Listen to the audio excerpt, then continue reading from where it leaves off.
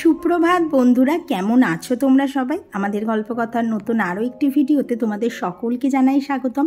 আশা করছি তোমরা সকলে খুব ভালো আছো আর সুস্থ আছো, আর আমরাও ভালো আছি। তবে আমার গলার অবস্থা খুব একটা ভালো না, সেটা তোমাদের সাথে গত ভিডিওতেও শেয়ার করেছিলাম। তাই বলতে পারো এই ভিডিওটা তোমাদের পেতেও অনেকটাই লেট হয়ে গেল। আজকে ছিল হচ্ছে রবিবার, আর যখন থেকে ভিডিওটা শুরু করেছিলাম ওই সকাল 6:30 মতো বাজে, যেমন আর কি প্রত্যেক দিন শুরু করি।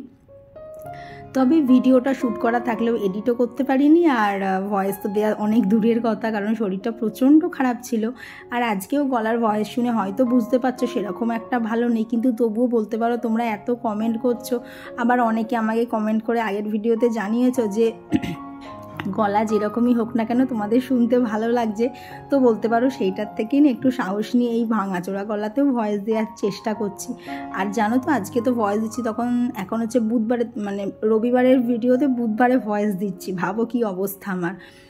আর গতকাল তো মঙ্গলবার ছিল, মঙ্গলবারে সারাদিনে আমি খুব লিমিটেড কথা বলেছি, যেটুকু কথা না বললে নয়। তো এইরকম করা আর গার্গেল করা তো এইসব দিয়ে অনেকটা কমে এসছে। আশা করছি আর 2-3 দিনের মধ্যে অনেকটাই বেটার হয়ে যাব। তো এইদিকে দেখো সকাল সকাল আমার ঘাড়ে প্রচণ্ড ব্যথা, তো সেই জন্য কৌশিককে বললাম একটুখানি মলমটা দিয়ে দাও। কী বলো তো, একটা মলম আছে, ওটা বাপি যেখানে কাজ করতো সেখান থেকে এনেছে। এত ভালো না, দেওয়ার সাথে সাথে ব্যথা কমে যায়। তো সকাল সকাল ঘাড়টাতে এত ব্যথা করছে, তো আর কি মলমটা দিয়েই কাজে লেগে পড়েছি। কারণ আজকে রবিবার প্রচুর কাজ আছে, তারপর কালকে এক জায়গায় নিমন্ত্রণ আছে। তো তারই ধরো কোথাও যেতে গেলে আগের দিন ওই শ্যাম্পু করা, তারপর নেল পলিশ পরে রাখা, এইসব টুকটাক কাজগুলো তো থাকে। তো সেগুলো তো করতেই হবে। কিন্তু সকালবেলা থেকে যেভাবে শুরু করেছিলাম যে না সমস্ত কিছু করব, রাতের দিকে গিয়ে শরীরটা এতটা খারাপ করে গেছিলো, কিচ্ছু আর করিনি। সেগুলো চলো ভিডিও শেষের দিকে তোমরা দেখতেই পাবে।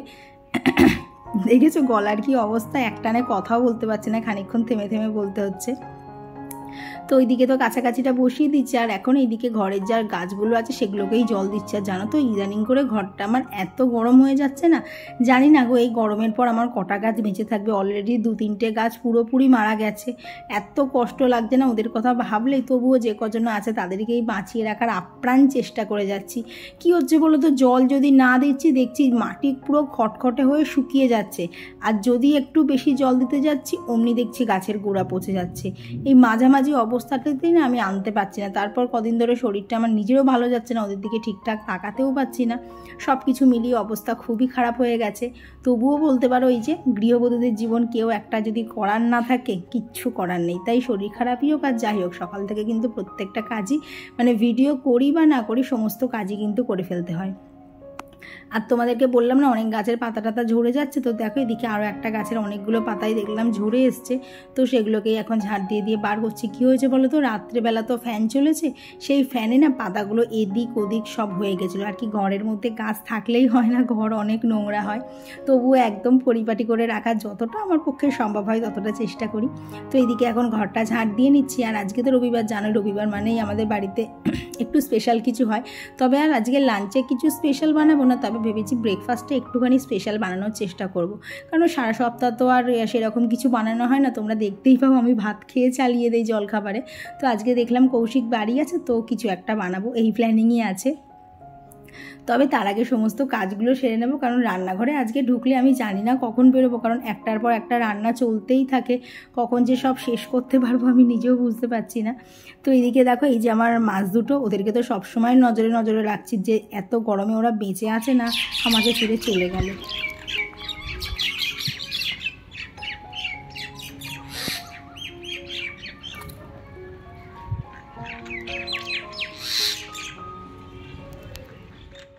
আর এতক্ষণ তোমরা যে ভিডিওটা দেখছিলে, এটা জানো আমার ঘরের জানলা দিয়ে পাখিগুলো এত ডাকছিল না, শুনতে ভীষণ ভালো লাগছিল। হয়তো পাখিটা খুবই সাধারণ শালিক পাখি, তবুও যেন মাঝে মধ্যে এই চারিদিকের এত কোলাহলের মাঝখানে পাখির আওয়াজগুলো কিন্তু খুব সুন্দর লাগে। তাই জন্য ভাবলাম তোমাদের সাথেও একটু শেয়ার করি ভিডিওর মাঝখানে, তোমাদেরও হয়তো শুনতে ভালো লাগবে। তো কার কীরকম লাগলো অবশ্যই কমেন্টে জানিও। তো এদিকে জানো তো আজকে সমস্ত জামাকাপড় আমাকেই মেলতে হয়েছে, কারণ কৌশিক গেছিলো হচ্ছে বাজারে। কারণ ও বললো কারণ ব্রেকফাস্ট খেয়ে যদি বেরোতে যাই অনেকটা লেট হয়ে যাবে, তো বললো যে যা রোদ পড়ছে তাড়াতাড়ি আর কি সকাল সকালও বাজারটা করে চলে আসবে, দেনও খাওয়া দাওয়া করবে। তো ভাবলাম সেই ফাঁকে আমি তাহলে সমস্ত কাজগুলোই সেরে নিই, তাহলে আমিও একদম ঝাড়া হাত পা হয়ে নিচে যেতে পারবো। তো ওইদিকে তো জামা কাপড়গুলো মেলে দিয়ে এসেছি, আর এদিকে না কিছু ওই কি দেখবে সাদা যে জামাগুলো থাকে না, ওই গেঞ্জি থাকে, রুমাল টুমাল থাকে, তো সেইগুলোকে না একটু উজালার মধ্যে ভিজিয়ে দিয়েছিলাম। তো এগুলোকে তো আর রোদে দেওয়া যাবে না, তো এইগুলো এইখানে ঘরের জানলাতে দিয়ে দিলাম। এইটাতেই জানলাটাতে এত রোদ আসে, ওগুলো সবই দুপুরের মধ্যে শুকিয়ে যাবে। আর আমার এত কিছু করতে করতেও দেখলাম কৌশিক আসেনি, তো সেই জন্য ভাবলাম অনেকগুলো নকুলদানা জমেছে, তো সেইটা দিয়ে একটু বোঁদে বানিয়ে নেবো। তো ওদিকে দেখো মানে নকুলদানাগুলো গলতে দিয়েছি আর কি, নরম হতে দিয়েছি, আর এইদিকে বসিয়ে দিয়েছি হচ্ছে চা। তো আমার চা করতে করতে দেখলাম কৌশিক চলেও এসছে, মানে চায়ের জল বসাতে বসাতেই ও চলে এসছে। কারণ অনেক সময় শুনেছি মানে মানুষ না থাকলে তার জন্য খাবার বানাতে নেই। তো মানে যেই না আমি আর কি বোঁদেটা বসাচ্ছিলাম তখনই ও ঢুকে পড়েছে। তো ও এখন হাত পা ধোবে, তো সেইগুলো করবে। তো সেই ফাঁকে আমার চাও হয়ে গেছে। এদিকে দেখো রসটাও একদম আর কি নকুলদানা দিয়ে রসটা যেটা করছিলাম সেটাও হয়ে গেছে। এখন এই যে গ্যাসের ফ্লেমটা অফ করে দিয়ে বোঁদেগুলোকে রসে ডুবিয়ে দিয়ে এসছি। আর এই দেখো এখানে ও বসে বসে চা খাচ্ছে, আর আমি দাঁড়িয়ে দাঁড়িয়ে খাচ্ছি বলে বলছে তোমার সকালবেলা এত তাড়া থাকে যে তোমার একটু বসে খাওয়ার সময় হচ্ছে না। এত বকাবকি করছিল দাঁড়িয়ে খাচ্ছিলাম বলে। কিন্তু কি বলো তো, মাথায় দেখবে যখন প্রচুর কাজের প্রেশার থাকে না, তখন ওই বসে বসে খাওয়ার মতো সময়টা থাকে না। আর দেখো বোঁদেগুলো কি সুন্দর একদম ঝরঝরেও হয়েছে না, আর জানো তো খেতেও খুব ভালো হয়েছিল, একদম হালকা মিষ্টি ছিল। আর এই দেখো আজকেও বাজার থেকে নিয়ে এসছে হচ্ছে আজকের জন্য কাটা মাছ, আর ওদিকে একটু চিংড়ি মাছ নিয়ে এসেছিলো। আর আজকে জানো তো একজনের সাথে মাছটা না মানে সে হাফ নিয়েছে আর কৌশিক হাফ নিয়েছে। দেখো মাছের লেজাটাকেও মাঝখান থেকে পিস করে দিয়েছে, কি বিশ্রী দেখতে লাগছিল। তো কৌশিক ওকে যখন বললেন যে তাহলে তুমি পুরো লেজাটাই নিয়ে নিতে, তখন ও আমাকে বললো যে জানো আমি কিছু বলার আগেই আর কি যে আর কি মাছের দোকানদার ছিল সে পুরোটা মাঝখান থেকে কেটে দিয়েছে। তো কি আর করা যাবে, এইভাবেই খেয়ে নিতে হবে। তো এইদিকে চাল সকালে ভিজিয়ে দিয়েছিলাম, এখন চাল ধোয়া জলটা পার করে নিলাম, এটাকে দেবো হচ্ছে গাছে। আর এইদিকে যে চালটা যেটা বাটিতে দেখলে সেটা দিয়ে এখানে বসিয়ে দিয়েছি হচ্ছে ভাত, আর ওখানে দিয়েছি বাপির উচ্ছে সিদ্ধ, আর এখানে করে নিয়েছি হচ্ছে ডাল। কারণ এই দুটো হয়ে গেলে না আমার অনেকটা হালকা লাগে ভাত আর ডালটা হয়ে গেলে। তো এইদিকে বললাম না ব্রেকফাস্টে একটু অন্য কিছু বানাবো, তো আজকে বানাবো হচ্ছে আলু পনির পরোটা। তো সেই জন্য দেখো এখানে দুটো আলু সেদ্ধ করে নিয়েছি, খানিকটা পনির নিয়েছি, ধনেপাতা কুচি, পেঁয়াজ কুচি, আর নিয়েছি লঙ্কা কুচি। তো এখন একটা গ্রেটারের সাহায্যে আলুটাকে একদম গ্রেট করে নেবো। জানো তো একটুখানি মানে একটু শক্ত শক্ত হয়ে থাকে, কারণ আলুটা না একদম জল ঝরিয়ে শুকনো হয়ে থাকে, তো তখন আলুটা কিন্তু ভালো টাইট হয়ে থাকে, তাই গ্রেট করতে একটু কষ্ট হয়, তবে করে নিতে পারলে খেতে খুব ভালো হবে, এইটাই হচ্ছে ব্যাপার। তো ওদিকে আলুটা গ্রেট করে নেওয়ার পর এখানে দেখো পনিরটাকেও গ্রেট করে নিচ্ছি। দেখো দেখতে মনে হচ্ছে না পুরো চিজ গ্রেট করছি। তো যাই হোক এখানে দেখো পনিরটাকেও ভালোভাবে গ্রেট করে নিয়েছি। আর এখন এর মধ্যে সেই যে দেখলে না আগে থেকে ওই দেখো ওইখানে টমেটো কুচি, এই টমেটো বলছি পেঁয়াজ কুচি, ধনেপাতা কুচি আর লঙ্কা কুচি ছিল, তো সেগুলোকেই এখানে এক এক করে সমস্তটা দিয়ে দিলাম। দিয়ে এখন কিছুই না, এর মধ্যে আর কিছু ছোট্টখাটো ইনগ্রিডিয়েন্টস অ্যাড করব। তার মধ্যে আছে হচ্ছে একটুখানি চিলি ফ্লেক্স দিয়েছি, আর সাথে দিয়েছি সামান্য পরিমাণে হলুদ, আর দিয়েছি হচ্ছে একটু চাট মশলা, আর যেটা ছাড়া একদমই অসম্পূর্ণ সেটা হচ্ছে স্বাদ মতন নুন। তো সব কিছু দিয়ে একদম হালকা হাতে এটাকে একটা মানে মেখে নিতে হবে, এটাকে আর কিছু কড়াইতে দিতে হবে না। এই যে আমাদের মানে আলু পরোটা মানে আলু পনির পরোটার স্টাফিং একদম রেডি। কি জানো তো, আলুর পরোটা তো অনেক করেছি, কিন্তু আলুর পনির পরোটাটা এখনও কোনোদিন করিনি, আজকেই ফার্স্ট টাইম ট্রাই করছি। তো এখানে দেখো এখানে আটা আর ময়দা মিক্স করে একটু চিলি ফ্লেক্স মিশিয়ে নিয়েছিলাম, যাতে দেখতে ওপর থেকে একটু ভালো লাগে। তো এখন যেইভাবে আমরা আলুর পরোটা করি না সেইভাবেই এখানে কিন্তু মানে যেরকম আর কি পুর খেতে পছন্দ করবে আর কি, বাড়িতে তৈরি জিনিস তো দেখবে স্টাফিংটা কিন্তু একটু বেশিই দেওয়া হয়ে থাকে।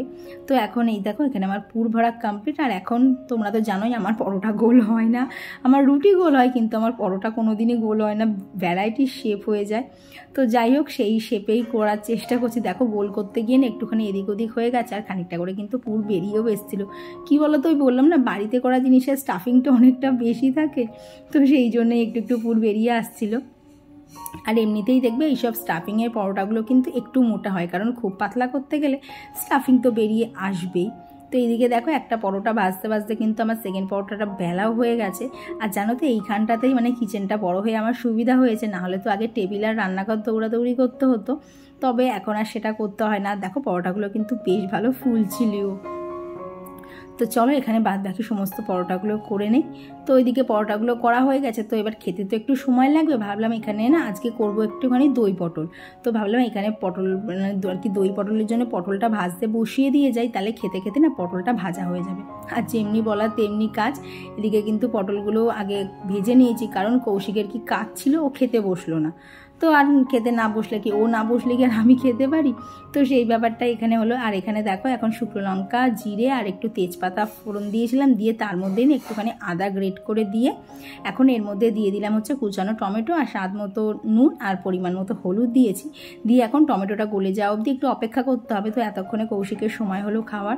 তো এই দেখো এখানে ওকে পরোটা দিয়ে দিয়েছি, আর সাথে নিয়েছিলাম হচ্ছে গ্রিন চিলি সস আর নিয়েছিলাম টমেটো কেচাপ।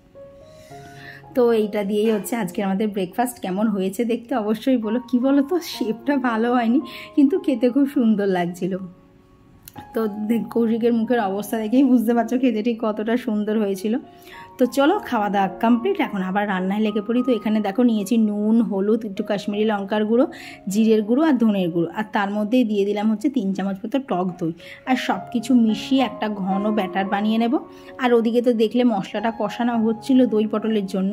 তো এখন এইখানে ভালোভাবে দইটা সব মশলা দিয়ে ফেটিয়ে নিয়ে এখানে কড়ার মধ্যে যে টমেটো তারপরে যে মশলাগুলো তখন ফোড়নে দিয়েছিলাম না, সেগুলো তো কষানো হচ্ছিলো। তো তারই মধ্যে গ্যাসের ফ্লেমটা একদম লো করে দিয়ে দইটা দিয়ে ভালোভাবে ভালোভাবে একদম মানে লো ফ্লেমেই এটা কষাতে হবে, নালে কিন্তু দই অনেক সময় কেটে যায়। তো তার মধ্যেই যেই একদম তেল ছেড়ে এসছে দিয়ে দিলাম পটলগুলো আর একটুখানি দিয়ে দিলাম হিং। আর জানো তো হিংটা দেওয়াতে কিন্তু খুব সুন্দর গন্ধ এসেছিলো। আর এখন ওপর থেকে দিয়ে দিলাম হচ্ছে আর কি যেরকম গ্রেভি রাখবো তার থেকে একটু বেশি, কারণ এটাতে এখন ঝোলের মধ্যে ফুটবে, তাই জলটা পরে অনেকটাই কমে আসবে। তো সেই মতো জল দিয়ে দিয়েছিলাম। আর মিনিট 10 মধ্যে এটা হয়েও গেছিলো। আর নামানোর সময় একটুখানি চিনি দিয়ে দিয়েছিলাম টেস্টটাকে ব্যালেন্স করার জন্য। তো এই যে একদম বেশ সুন্দর একটা রসিয়ে কষিয়ে দই পটল আমার হয়ে গেছে, একদম রেডি। দেখো তো দেখতে কেমন হয়েছে। দেখবি রবিবারের রান্নাবান্না যদি একটু বেশ রসিয়ে কষিয়ে না হয় না, তাহলে বেশ খেতে খুব একটা ভালো লাগে না আর কি। খাবার দেখলেই যে খিদে পাবে সেই ব্যাপারটা কিন্তু আমাদের প্রত্যেকের বাড়িতেই রবিবারে চাই। তো আমার বাড়িটাও তার ব্যতিক্রম নয়, রবিবার মানেই একটু অন্য কিছু বানাতেই হবে। তো এখন এখানে করে নেব। তখন দেখলে না যে মাছটা এনেছিল আজকে আর কি জ্যান্ত রুই মাছ এনেছিল, আর এই মাছটা দিয়ে আজকে বানাবো হচ্ছে রুই মাছের আর কি কালিয়া মতো করবো। তো রেসিপি আর তোমাদের সাথে শেয়ার করবো না, কারণ এটা খুবই একটা কমন রেসিপি। তো চলো রান্নাটা করতে করতে তোমাদের সাথে বেশ কিছু কমেন্ট শেয়ার করে নিই। আমার গত ভিডিওতে রাধিকা আইডি থেকে দিদিভাই লিখেছে, আমি না তোমার বাড়ি যেতে খুব ইচ্ছা করে, কি সুন্দর পরিষ্কার। ঠিক আছে, যবে ইচ্ছা কোনোদিন যদি তোমার আসার ইচ্ছা হয় অবশ্যই এসো। কি বলো তো, পরিষ্কার তো এমনি এমনি থাকতে মানে থাকে না, একটু তো পরিশ্রম করতেই হবে। তো যতটা আমার পক্ষে সম্ভব হয় ততটাই করার চেষ্টা করি। আর কমেন্ট করেছে সুহানা খান রুমা ব্লগস থেকে দিদিভাই, আর অঙ্কিত রয় কমেন্ট করেছে, আন্টি তোমার ব্লগ খুব ভালো লাগে, তুমি খুব সুন্দর করে পুজো দাও, খুব ভালো লাগে। Thank you. আমি জানি না তুমি ভাই না বোন হবে, তবে যেই হও খুব ভালো লাগলো তোমার কমেন্টটা পেয়ে। আর কমেন্ট করেছিল সুচরিতা মণ্ডল দিদিভাই।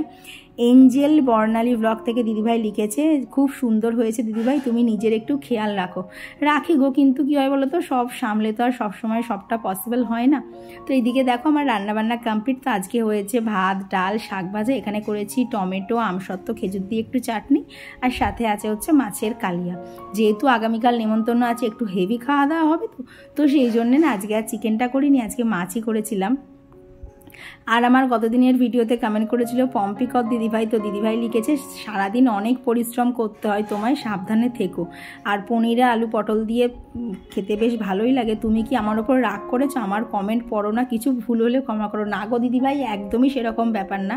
কারণটা কি হচ্ছে বলো তো, তুমি তো সকালের দিকে কমেন্ট করো, আর লাস্ট 3-4টে ব্লগে না আমি আগের দিন করে ভয়েসটা দিয়ে রাখছিলাম, তাই না তোমার কমেন্টটা যখন সকালবেলা করে ঢুকছে না, তখন তো আমার ভিডিওতে ভয়েস দেওয়া হয়ে যাচ্ছে। তো সেই জন্যই আর নাম নিতে পারছিলাম না। রান্না বান্না করলাম, রান্না সারতেই বাজে 1:45।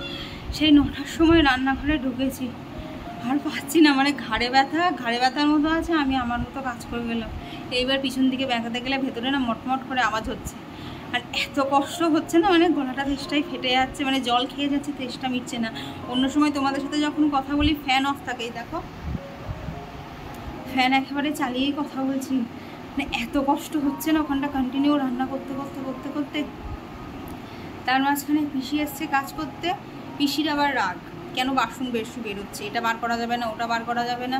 মানে ব্যাপারটা কী হচ্ছে, বাড়ির মধ্যে কাজের লোকেরও একটা ভ্যালু আছে, সেও কিছু হলে চেঁচাতে পারে, আর আমি চেঁচালেই দোষ হয়ে যায়।